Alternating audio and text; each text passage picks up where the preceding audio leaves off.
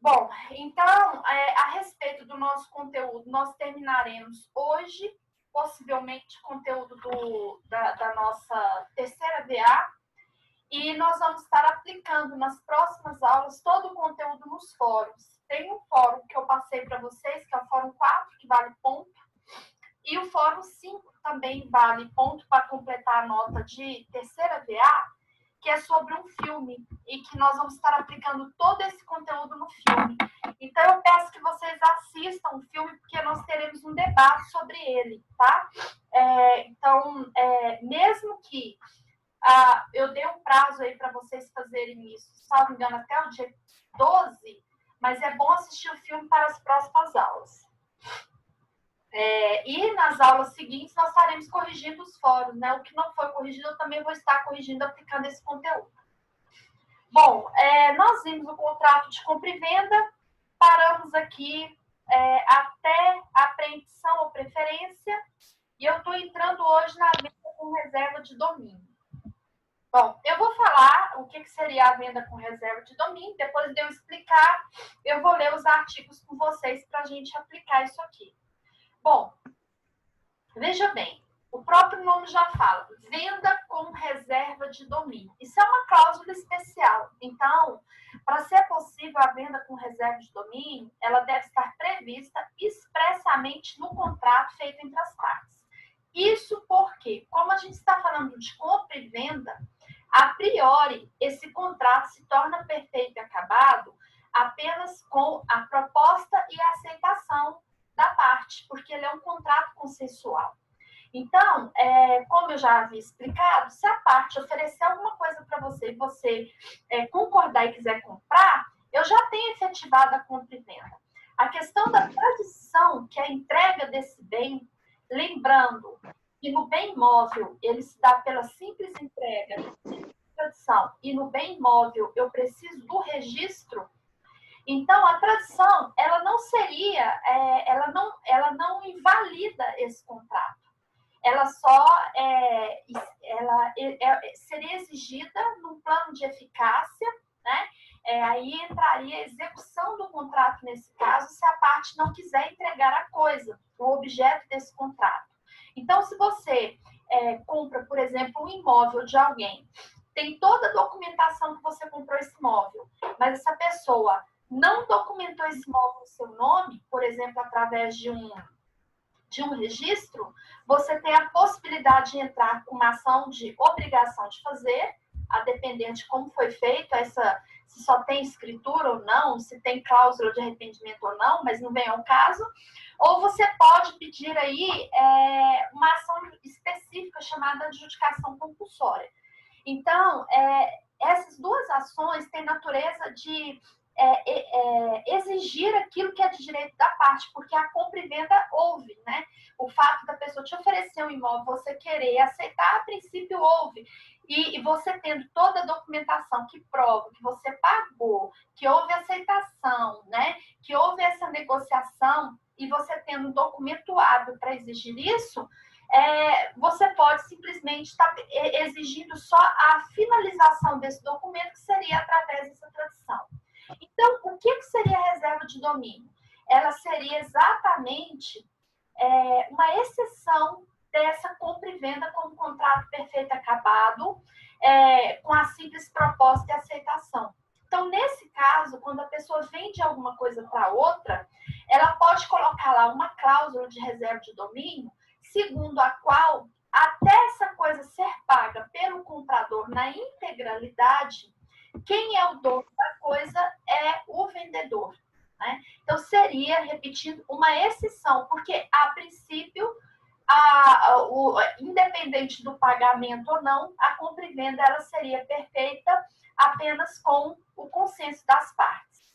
Bom, só é possível a cláusula de reserva de domínio nos contratos de bens móveis. É muito comum fazer isso. Eu vejo muito esse tipo de contrato em venda de carro, venda de moto. Então, o que o pessoal faz? A pessoa tem um carro aí de 30 mil e ele quer vender. E o comprador tem interesse em comprar esse veículo, mas ele não tem o dinheiro todo para pagar esse veículo. Aí ele fala assim, fulano, você não divide esses 30 mil em 10 parcelas, 10 de 3 mil, né? E aí o comprador concorda, aí ele fala, tudo bem, eu vendo, mas eu vou ter que fazer um contrato. A gente faz um contrato e nesse contrato ali ele coloca essa cláusula de reserva de domínio, cujo objetivo é, veja bem, a cláusula de reserva de domínio, ela é vinculada ao não pagamento, certo? Esse é um detalhe. O atraso do pagamento ou não pagamento. Aí ele coloca lá essa cláusula que, no caso de inadimplemento, dá direito ao vendedor de retomar o bem. Agora, o vendedor teria uma outra opção. Ou ele retoma o bem para si e resolve esse contrato, nós já estudamos a questão da resolução dos contratos, né, por inadimplemento, ou ele pega e retoma esse bem para si e exige o pagamento das parcelas em atraso e as parcelas a vencer. Ele pode fazer isso. Porque, de repente, o que adianta uma pessoa pegar o bem de volta, né? A depender do que recebeu em dinheiro, ele é obrigado a restituir parte disso, porque ele não pode ficar com a coisa e com o dinheiro pago, né? Isso configuraria enriquecimento ilícito. Logicamente, isso vai depender de quantas parcelas foram pagas. Imagina que nesse exemplo que eu dei, essa pessoa pagou 8 parcelas e não conseguiu pagar a 9ª e nem a 10ª. Então, ele já pagou aí 3 vezes 8, R$ 2.400 e ele não conseguiu continuar com o pagamento. Então, aliás, 2.400, ó, R$ 24.000, porque a parcela era 3 mil, né? Então, é injusto e causa enriquecimento ilícito. A pessoa, além de perder os 24 mil que pagou, ainda vai perder o objeto, né, dessa relação jurídica. Então, se o vendedor quiser o bem para si, ele vai ter que cobrar apenas a resolução desse contrato e todos os consecutários legais dessa resolução, como, por exemplo, multa rescisória, perdas e danos que resta provar aí do uso do veículo durante esse período. Então, ele teria direito de cobrar isso, logicamente, desde que esteja tudo colocado lá no contrato. E aí ele devolve. Então, imagina que ele pega o carro e dessa resolução de contrato no monte, ele descontou aí desses 24 mil, R$ 4.000. Aí, o que ele vai fazer com esse contrato? Ele devolve 20 mil, logicamente, para o comprador e ele fica com esse carro de volta. De repente, ele não tem interesse nisso. Então, outra opção que ele tem é pegar o carro e continuar cobrando da pessoa. Ou seja, a pessoa só tem direito de reaver esse veículo depois que ela pagar as parcelas vencidas e as vincendas. Aí nós temos um instituto que é chamado busca e apreensão. A busca e apreensão só é possível de quem é dono. Por isso que é uma venda com reserva de domínio. Se a pessoa assinou essa cláusula, concordou com essa cláusula, ela está anuindo que o dono ainda é o vendedor.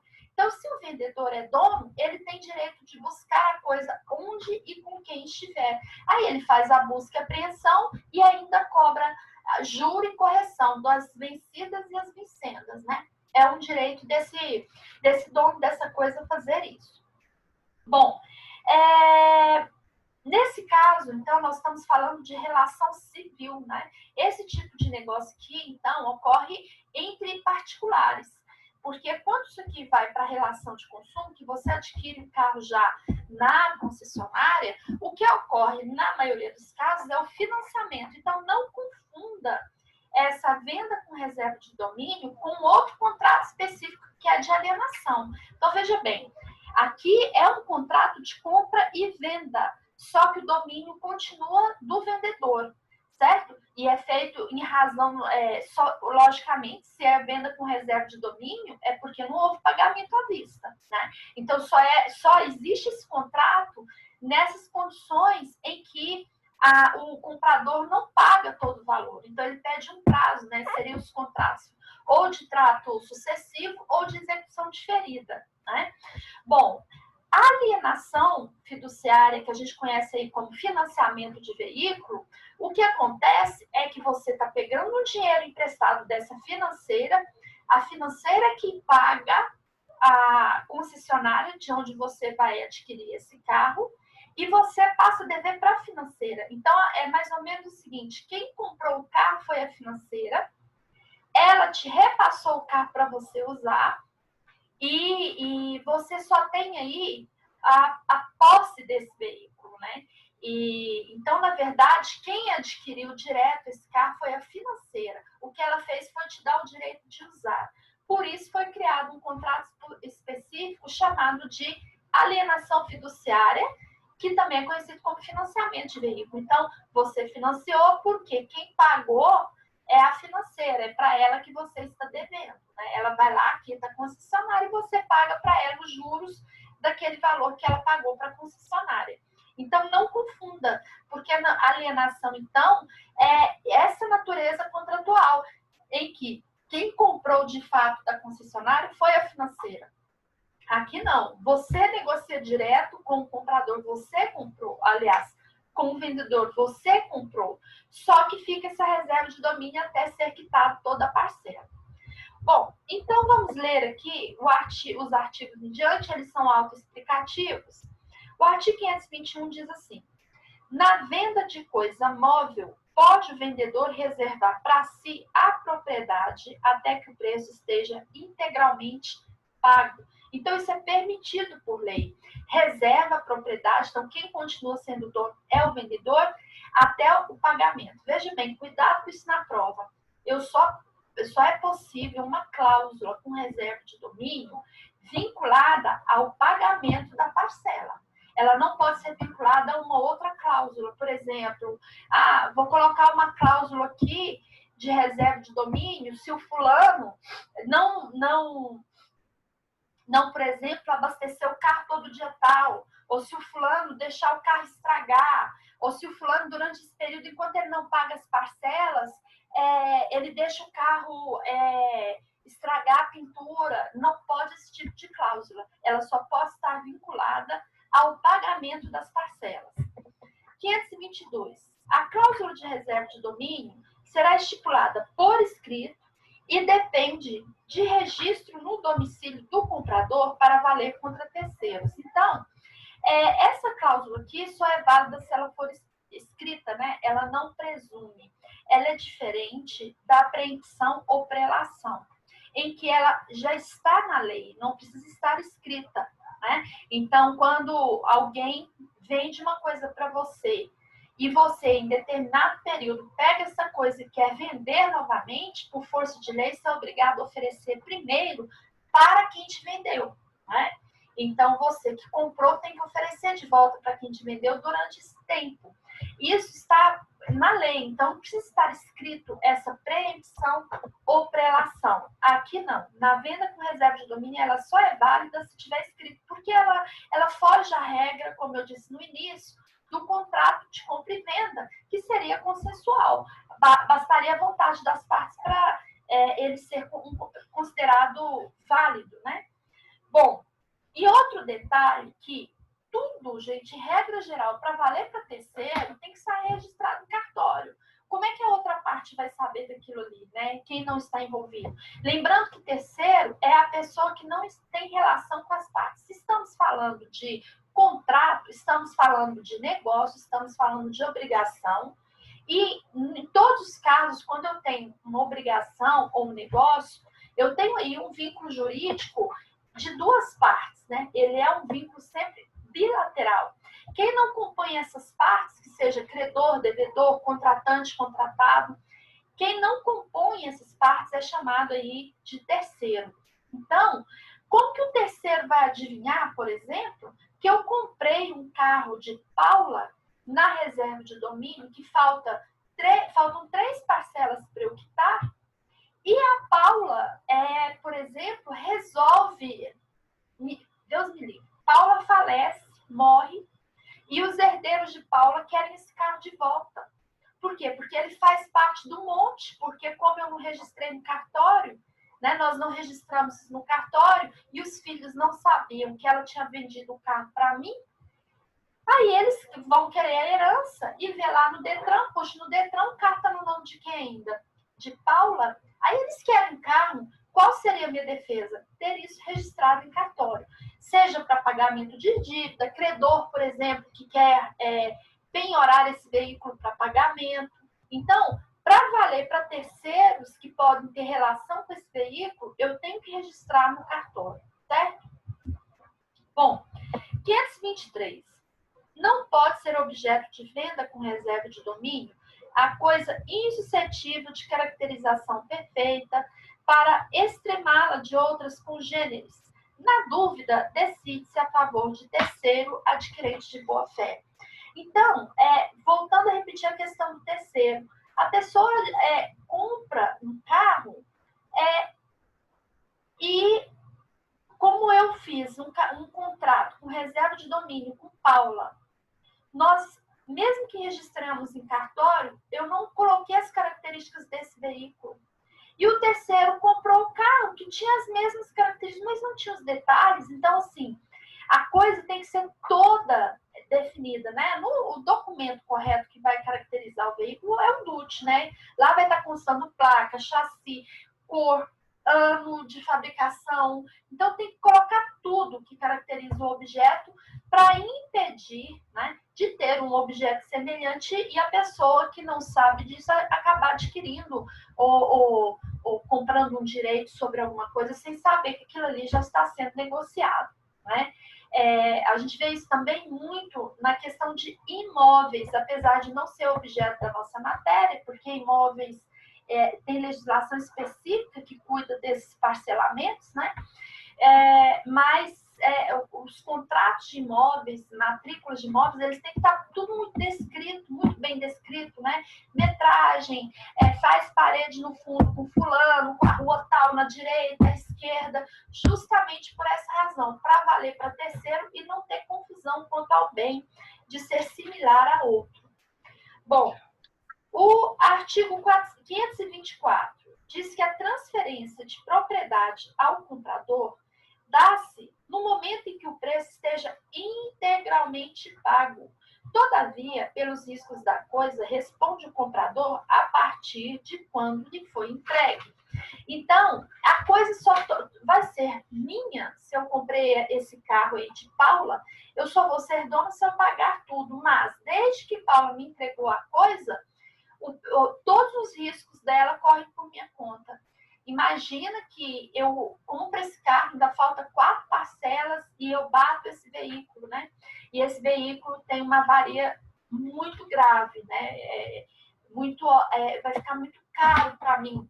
Não interessa, Paulo não tem nada a ver com isso, eu vou arcar com todo o risco, mesmo que eu prove que não foi culpa minha, mesmo que foi, Deus me livre, um furacão que levou esse carro para não sei para onde, e o carro arrebentou tudo, ela não tem nada a ver com isso, tá?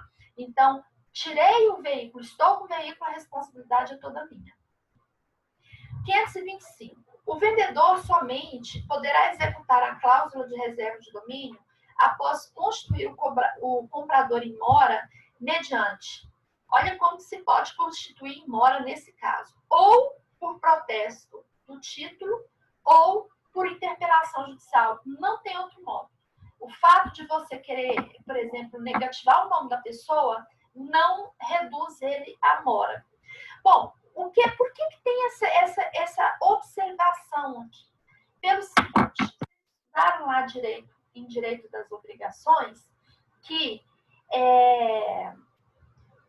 um princípio, né, que se traduz numa expressão latina que diz assim, dies interpellar pro homine, ou seja, o dia da interpelação é em favor do credor.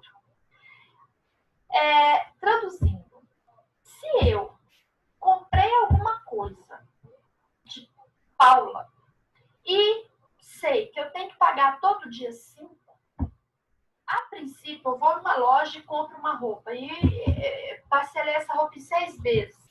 E eu sei que vence a parcela dia 5, a loja não tem obrigação de me lembrar, de me avisar que eu estou em atraso.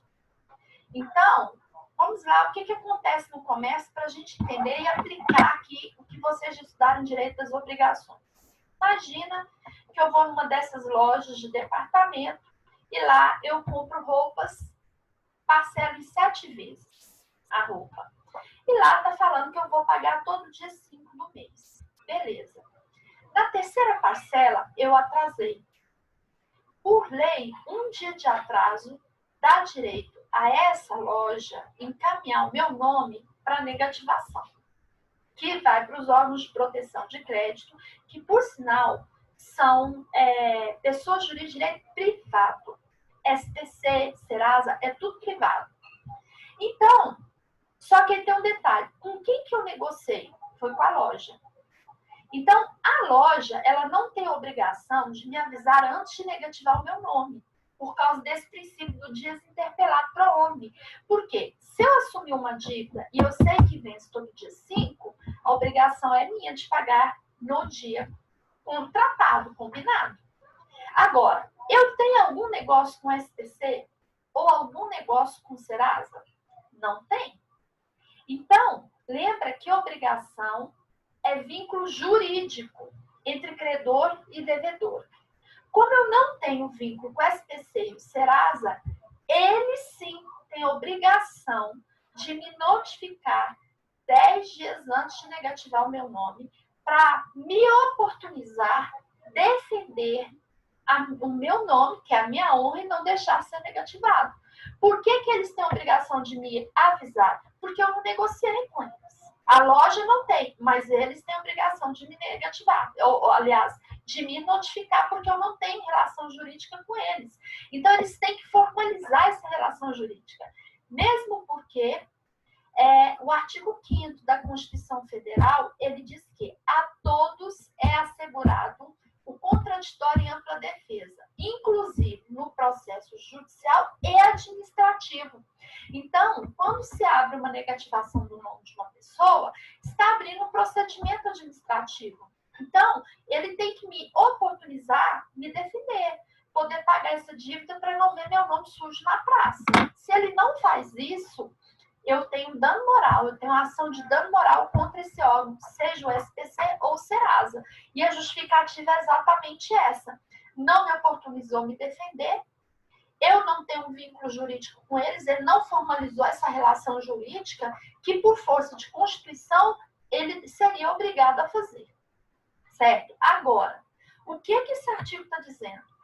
Ele está dizendo que, neste caso, mesmo eu sabendo, quando eu compro um carro em 10 vezes, mesmo eu sabendo que eu tenho que pagar todo dia 5, para dar direito do vendedor retomar esse veículo, ele tem que me reduzir a mora, ou seja, ele tem que me reduzir a insolvência, senão ele não pode pegar esse veículo de volta. Por quê?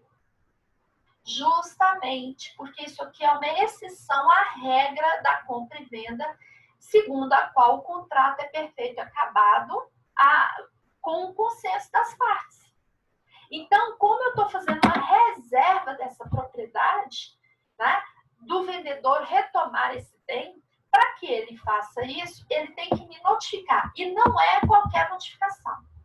Ou essa notificação dá em protesto de título, que é uma notificação cartorária, no cartório de protestos, ou ele vai entrar com uma ação judicial pedindo para o juiz me notificar desse débito. Senão, ele não tem direito de pegar esse veículo de volta. Bom, o artigo 526 diz que, verificada a mora do comprador, poderá o vendedor mover contra ele a competente ação de cobrança das prestações vencidas e vincendas, e o mais que lhe for devido, né? Por exemplo, qualquer outra despesa que ele tiver aí de cobrança, cartório para protestar o nome da pessoa, às vezes resolveu entrar no judicial, teve honorários advocatícios que ele teve que pagar para poder entrar com a ação, tudo isso incorpora esse valor que ele tem direito de cobrar desse comprador. Ou ele poderá recuperar a posse da coisa vendida. Então, como eu disse no início, são duas opções. Ou a pessoa quer a coisa de volta e cobra ali só a multa rescisória, né? E mais perdão se houver. Ou ele fala, não, eu vou pegar o carro, mas eu ainda quero que ele me pague aí porque ele teria direito de essa busca e apreensão, como acontece aí nos modelos dos contratos alienados, né, de carro, que a pessoa está devendo e acha que é dono do carro. Você tira um carro parcelado em 24 meses, você pagou 16 parcelas e depois não pagou as seguintes. A financeira pede a busca e apreensão, você só reaver o carro se você pagar as parcelas vencidas e vencidas, né? É uma opção da financeira. Se ela quiser que seja assim, vai ser assim. Então, é o mesmo procedimento, mesmo raciocínio que aplica aqui. 527. Se escolher, né, o vendedor, a segunda hipótese, ou seja, eu quero reaver o carro, né, não quero mais negócio com você. Ele é facultado ao vendedor reter as prestações pagas até o necessário para... ele não pode reter tudo, não. Preste atenção nesse artigo. Ele tem direito de reter as prestações pagas até o necessário para cobrir a depreciação da coisa e as despesas feitas e o mais que o direito lhe for devido. O excedente será devolvido ao comprador e o que faltar lhe será cobrado, tudo na forma de lei processual. Ele não pode ficar com o dinheiro todo. Se ele ficar com o dinheiro todo, isso constitui um pacto comissório, isso é vedado por lei, é proibido. O pacto comissório constitui aí o enriquecimento ilícito. Quando é que a gente tem situação de pacto comissório? Vou dar um exemplo de pacto comissório para vocês entenderem. É aquela situação que o camarada empresta dinheiro ao outro, a juros, e vira para o cara e fala assim, eu te empresto esse dinheiro, mas eu preciso que você me dê uma garantia, senão não tem como te emprestar. Aí o cara fala, o que você quer de garantia? Não, eu quero que você coloque o lote, você tem um lote ali que me interessa. Tem gente que coloca casa no nome da pessoa, só para vocês terem uma ideia. Aí, ou um apartamento, ele fala, se você me pagar, eu te devolvo o bem. E aí, o que acontece? A pessoa não consegue pagar esse valor, o camarada retém o bem da pessoa, porque fica no nome dele, o imóvel, né? Na maioria dos casos é assim que acontece, a gente acaba vendo mais imóvel, lote, casa, apartamento. E ali ele desconta juros abusivos, que são os casos da agiotagem. Então ele cometeu 2 crimes. Um, que é a agiotagem, e o outro, ato ilícito, que é o chamado pacto comissório real, que constitui aí enriquecimento ilícito. E, como crime, ele vai ser reconhecido como furto, né? Por quê? Porque está tirando coisa alheia móvel de alguém por meio de um ato ilícito, que não é reconhecido pelo direito como agiotagem. Então, há muito de pacto comissório nesses tipos de relação. Outra situação que eu ouço muito é no caso de hipoteca. Veja bem, então, a partir de hoje, nunca mais vocês vão falar dessa forma, principalmente alunos de direito. Eu pego um dinheiro no banco, um empréstimo, e o banco me pede uma garantia e eu dou em hipoteca a minha casa. Beleza. Aí eu não consigo pagar esse valor. Então, minha casa vale 300 mil e eu peguei 100 mil. E eu não consegui pagar 100 mil. Aí o banco pega o imóvel. Questão, o banco pode ficar com a minha casa? Lógico que não. A minha casa vale muito mais do que o empréstimo. Mesmo que a dívida fosse maior do que a casa. O banco não fica com a casa. Igual eu ouço aí o povo falando, o banco, o imóvel está hipotecado, ficou para o banco. Não, isso não existe. O banco, ele vai ter um instituto que chama expulsão. Ele vai excutir a dívida. O que significa? Ele vai pedir para que aquele imóvel vá para leilão. No leilão vai ser vendido quem conseguir arrecadar, né, der o lance ali, vai ficar com esse imóvel. Esse dinheiro vai ser usado para pagar todas as despesas do processo, né, todas as dívidas referentes a esse empréstimo. E o que sobra fica ali depositado em juízo para eu levantar depois. Gente, o que eu conheço de casos de pessoas que tiveram imóveis que foram para leilão por conta de dívida de empréstimo e que até hoje não sabe que tem dinheiro depositado em juízo para levantar. Eu tive um caso, já tem uns 8 anos, de uma senhora que me procurou para fazer um inventário. Era uma situação certa, vamos fazer um inventário, e a gente conversando, tá. Aí ela me falou que o marido, resumidamente, ele fez uma dívida com o banco, e dessa dívida com o banco eles pegaram a casa. Ela falou que ela tinha uma casa muito boa e tal, e que eles pegaram, o banco ficou com a casa. Aí eu falei assim, mas o banco ficou com a casa? Mas isso não existe. Não, foi, o banco ficou com a casa. Pessoa muito humilde, né? Aí eu falei assim, a senhora tem o número do processo? Não, não tem. A senhora passa uma procuração, né? Porque o homem já tinha morrido, fizemos lá a habilitação de herdeiros e tal. Aí eu fui fazer busca no fórum do processo. Vocês acreditam que foi exatamente esse caso que eu falei? Ele realmente devia, o banco pediu um leilão, o imóvel dele foi vendido, sobrou dinheiro, como ele nem constituiu o advogado, e a pessoa muito humilde, não toca, né? Fala assim, não, nem procurou advogado para fazer defesa para ele. Então, ele estava sem advogado. O que foi que aconteceu? O imóvel foi avaliado, apurou o valor e o restante que sobrou ficou depositado lá. E ninguém nunca ficou sabendo desse depósito lá em juízo. Né? Porque o pessoal não lê os documentos do judiciário, ou quando lê, não entende, né? Resumidamente, ela levantou uma grana interessante, né? Por não saber desse detalhe, e tinha um dinheirinho lá bom, que ajudou bastante e que era inesperado para ela. Então, em razão disso aqui, o pacto comissório, ele é vedado por lei, a parte não fica com a coisa, ainda fica com dinheiro, tá? Isso é proibido. Então, é por isso que ele está dizendo aqui o seguinte, então, repetindo. Se eu optei, imagine esse caso que eu comprei o carro de Paula, né, de 30 mil reais, combinamos, então, 10 parcelas de 3 mil, e eu paguei 8 parcelas. Então, eu paguei 24 mil reais. Faltaria eu quitar aí 6 mil reais. E eu não consegui pagar. Aí, Paula pega, como já tem 24 mil reais com ela, o que ela tem direito? Dela pegar esse contrato, fazer os cálculos da multa rescisória, do tempo que eu usei o veículo e depredou, porque isso é natural, né? De eu ficar com o veículo andando e tal, ela pode pedir essa despesa de eu ter usado esse veículo nesse tempo, e mais as custas que ela teve aí para um cartório para me, como eu falei, me reduzir a insolvência, né, do protesto. Resumindo, tudo deu 4 mil reais, esse monte.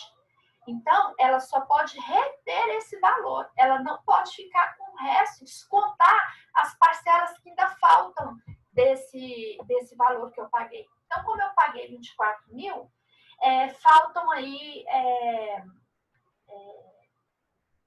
desses 24 mil que eu já fiquei com o carro, eu fiquei com esse carro até que ela me notificou, um mês a mais que eu não paguei. Então, imagina que eu paguei só essas... foram quantas parcelas? 8, né?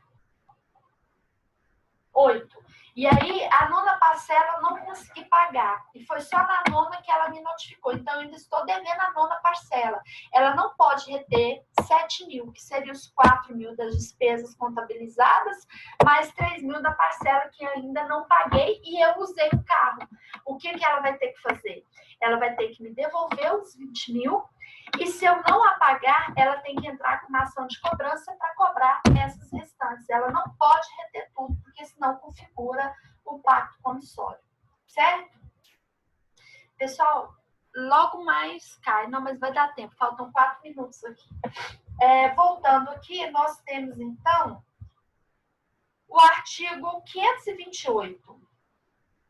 Ele fala assim: se o vendedor receber o pagamento à vista ou posteriormente, mediante financiamento de instituição de mercado de capitais, que é o financiamento veículo, né? Vai que ela resolve vender esse direito. Lembra da cessão de crédito? Lembra disso? É possível. Ela tem um crédito, uma nota promissória comigo, e ela não quer estar a fim de ficar esperando para correr o risco para ver se eu vou pagar ou não. Ela pode vender isso aí, ceder um crédito para uma instituição financeira.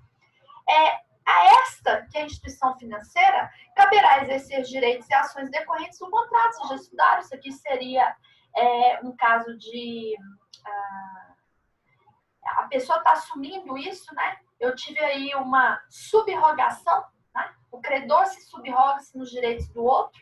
Então, eu tenho dois institutos aqui. O primeiro, cessão de crédito, e o segundo, subrogação.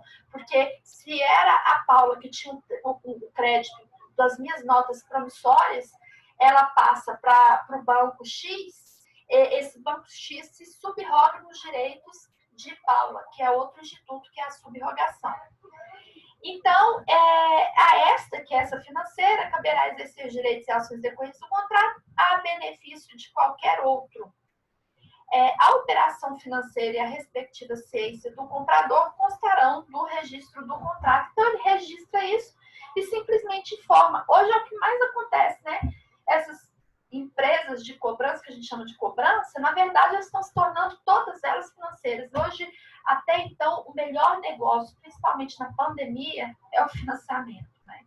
Tanto é que hoje você tem, eu fico chocada em ver lojas de departamento com um banco funcionando lá dentro, recebendo boleto e fazendo empréstimo, porque é um excelente negócio. Então, quando você vê, você está devendo para uma empresa tal, aí quem começa a te cobrar uma empresa. Vou dar um exemplo, a Losango. Aí você está devendo, fez uma compra na loja tal, e aí não conseguiu pagar a parcela, aí a Losango começa a te cobrar. Na verdade, ela é uma cessionária, né? O cedente é a loja, passou o crédito para ela e você passa a devê-la. Isso tudo é registrado. Aí entra lá no Instituto da Cessão de Crédito das regras. Ela te notifica avisando que você está devendo e que você tem que efetivar o pagamento para ela e não para a loja em si, né?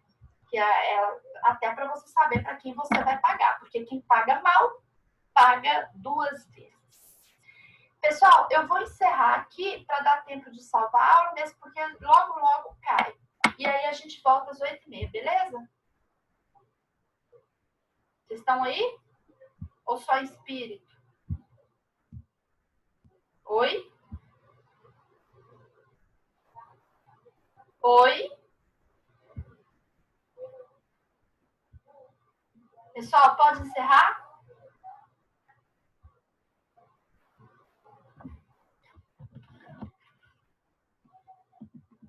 Beleza.